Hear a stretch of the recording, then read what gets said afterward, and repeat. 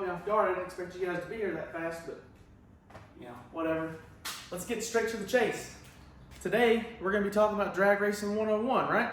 So, for those of you that aren't really familiar with drag racing, we're just going to give you a quick rundown on how the tree works, right? Like, so when you pull up the starting line, I see a bunch of guys that they just get confused. I guess they're just there. They've never really done drag racing before. They just don't know what they're doing. That's fine. We all have to start somewhere. I was that guy. I started somewhere. We're going to go over that today. I've taken the liberty of drawing this beautiful picture. I tried a little harder than last time. Sorry, guys. But I've drawn this beautiful picture here. So we're going to talk about a couple things. We got your pre-stage lights, your stage lights, your 1, 2, 3 go lights. Your green means go, your red means you fouled. There's multiple reasons why you could have fouled. You could have rolled backwards on the starting line. Bristol's real bad for that. So you could have rolled backwards out of the beams and faulted yourself. That's why you didn't get to go. You could have taken off too early, or something along those lines. So that could be the reason why you red bulbed. So your number one goal is you're going to want to go ahead and get your lights lit up, right? So these mean pre-stage. That means at the track, you have 2 sets of beams, right? This one here, you're going to go this way, right? So that's towards the end of the track. This is your starting line. This is towards the end of the track. This is going to be your pre-stage beam. When your tire rolls into it and breaks that beam, now you can see your pre-stage bulbs are lit, right? So now as you continue to inch your tire forward, you're going to break this beam. When you break the second beam, that's going to light up your staged bulbs. So now, you've pre-staged, you staged. Now you're ready to race at this point. You have to have your pre-stage and your stage ready for you to run. If you were to roll backwards and you were to come back and this beam's not broken anymore, well, now your stage bulbs are going to turn off. And if the other car has already been staged and ready to go, now you've disqualified because you've rolled backwards. Now your red bulb's going to light up. So we don't want that to happen. The tricks to that would be, A, to have a roll control solenoid. I don't like those, as discussed in my last video about tech tips, because when you use a roll control solenoid, what happens is it uses brake fluid to lock the front brakes. A lot of people like to use this. I don't, because when you let off of it, that fluid can't flow back fast enough, and sometimes the front brakes will drag, or sometimes the solenoid will stick and won't release. Now your front brakes are locked on, and you might have to fumble and hit the switch and stuff, and it'll mess your whole pass up, so you don't want that. The next art would be to just hold your foot on the brake. That's perfectly fine, depending on how your car's set up. Some cars you can't do that. Some cars it's just not very efficient to do that. Roots blower cars like Whipple and stuff like that, that's fine. Those things take so much power off the hit, they're fine. They can do that. You can just foot brake those all day long. But when you start looking at cars like turbo cars or centrifugal cars, NA cars that launch with a lot of power, you're going to maybe need to hold the e-brake or something on a manual car to get that car to sit there. Automatic, I guess it's not as big of a deal. But on manual cars, you're going to have to hold the e-brake or something, unless you have an electronic e-brake or you got a foot one like the Dodge Challengers do, for example. Then you're just kind of SOL and you're just doing the best you can with what you got. Or you can add in a manual rear brake controller, hydraulic e-brake. A lot of people use those for drifting and stuff. They're also real popular in drag racing for this reason, to use the rear brakes instead of the front. So, back to the track. We went ahead and broke the beams again. So now your car's sitting there. It's ready to go, right? Now, you may notice in some types of racing, there's people that write deep on their windows and stuff, right? Those cars are deep stagers. What that means is they will now pull the front tire past the back line, which will now reclose the back line, which will effectively, you guessed it, turn the pre-stage bulbs off. This is now considered deep staging, where you only have the bottom lights lit, right? So that's fine. You can deep stage, you can launch it like that. You technically lose just a little bit of time on your 60 foot, and it might even slow down your whole quarter-mile pass just a hair. It ain't enough to really matter. This is really used to help get you a better reaction time.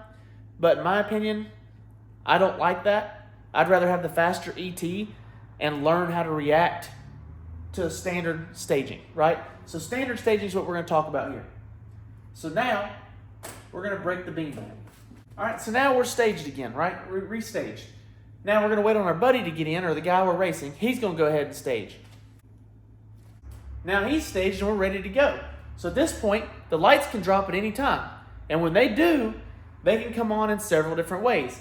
You've got sportsman's tree, which is where it'll be light, light, light. This light is usually 4/10 of a second. So when the first light comes on in 4/10 of a second, the green light's going to come on. Usually. Not always the case. Some people run them slightly different. But that is 95% of the time that's the case. 4/10 of a second. I've heard some being 3/10. Regardless, we're running Bristol, it's 4/10. That is one type of light. That is sportsman's tree. Now when you have pro tree, it's going to go from nothing to all three of them lit instantly, and then it's 3/10 of a second, the green light comes on. So if you can get yourself in the right mindset, bam, there you go. I like pro tree. That's probably my favorite. Now, one that's really fun to race, I've only ever got to race it once. It's not very common, especially at Bristol. You won't get to see it very often. Another one is called instant green. So the way the instant green will work, you've got your car staged, they've got their car staged, and then randomly, you don't know when, bam, the green light comes on and you're off to the races, just like that. That is instant green. It is not very common, very, very uncommon. It is also very similar to what they call flashlight racing. If you've never seen that, a lot of 8th mile tracks and stuff will let people race flashlight start. You'll see it on Street Outlaws, stuff, those shows like that. But instant green is basically the same thing as a flashlight start. You're ready, and also bam, when the light comes on, you go. Instant green is basically the same way. Now, try to break this down just a little bit here. I'm going to draw a fake time slip here. And as we can see here, you'll see we've got our reaction time, our 60-foot, 330, 8th mile ET, elapsed time, 8th mile, mile per hour, 1,000-foot mark, quarter mile, elapsed time, quarter mile, mile per hour.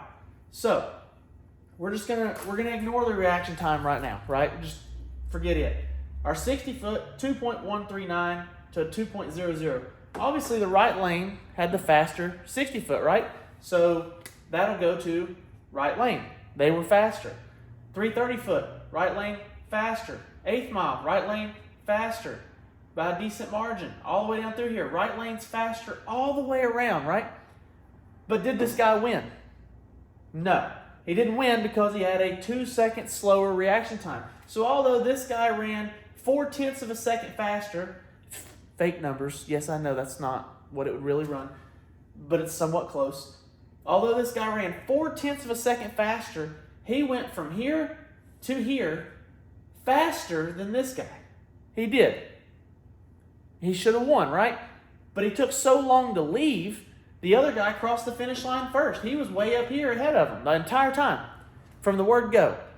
He had a slow, horrible reaction time. He was making sandwiches or something, forgot that he was racing, who knows. He was laying on the couch or something and then decided, I should probably go. Well, the other guy wasn't even in town. He was still waiting on his flight to leave to get there. And, he lost overall. Faster car all the way around, right? But he still lost. However, just because he ran a 1376 with a 3-second reaction time does not mean that that's a 10-second car. It does not mean it at all. Reaction time has absolutely zero effect on your overall elapsed time. Whatever the car runs is what the car runs. The reaction time is how long it took you to start running. So it has nothing to do whatsoever with your actual elapsed time. I've seen many times at the track, I've overheard people talking, and that guy say, man, it ran a 14, but my reaction time was like a 2-point-something. It's the 12-second car. No, it's not. It's not remotely close to a 12-second car. Nowhere in this universe is that a 12-second car. But now that we broke that down, you can kind of see how all that stuff works, right? So now you know how to read a timesheet, and we've gone over the lights and stuff. So that pretty much wraps us up, guys. There's not really a whole lot to it. You've got your pre-stage, your stage, your 1, 2, 3, go, and oh, you messed up. No time, doesn't count. Try your best not to red light. But if you're trying to cut a good light and you cut a red light, it's fine. If you leave too early, it's fine. Adapt and learn and test and tune. That's what them track days are there for. They're there for you to go and learn and have a good time and try to develop a knack for this. You know, it's not something you're just going to, oh, I know how to drag race because I watched that video. You're going to have to learn it.